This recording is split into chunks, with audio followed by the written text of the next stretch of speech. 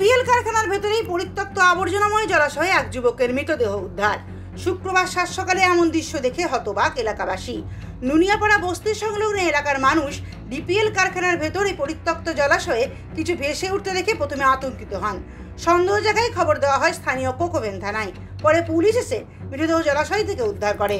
আসে ঘুরতে এসে পরে ঘুরতে যখন এলাম তো আমি দেখছি যে কিছু না কিছু ডাউট লাগলো যে কিছু ভেসে আছে। তাই আমি সঙ্গে সঙ্গে আমি দেরি করিনি, থানাদেরকে জানালাম, থানার ছেলেগুলো এলো, তারপরে ওরা ডাউট করলো হ্যাঁ বডি আছে, পরিস্থিতি খারাপ আছে, ছেলেটা কাজ করে খেতে।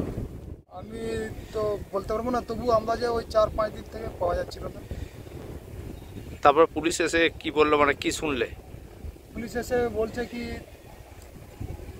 তো বেশি বললো না আমাদেরকে, হ্যাঁ তো বলছে মার্ডার মতন হতে পারে। স্থানীয় সূত্রে খবর, স্থানীয় নুনিয়াপাড়ার বাসিন্দা বছর 22-এর করণ চৌহান ছট পুজোর পরের দিন অর্থাৎ মঙ্গলবার থেকেই নিখোঁজ ছিল। সেই অনুপাতে থানায় মিসিং ডায়েরিও করা হয় করণ চৌহানের পরিবারের পক্ষ থেকে।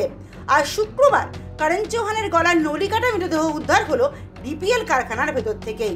তবে প্রাথমিকভাবে এলাকাবাসীদের অনুমান খুন করা হয়েছে করণকে। এখন তো কি করে কি জানতে পারবো, এখন তো জাস্ট দেখলাম, জাস্ট এইটাই জানতে পেলাম শুধু।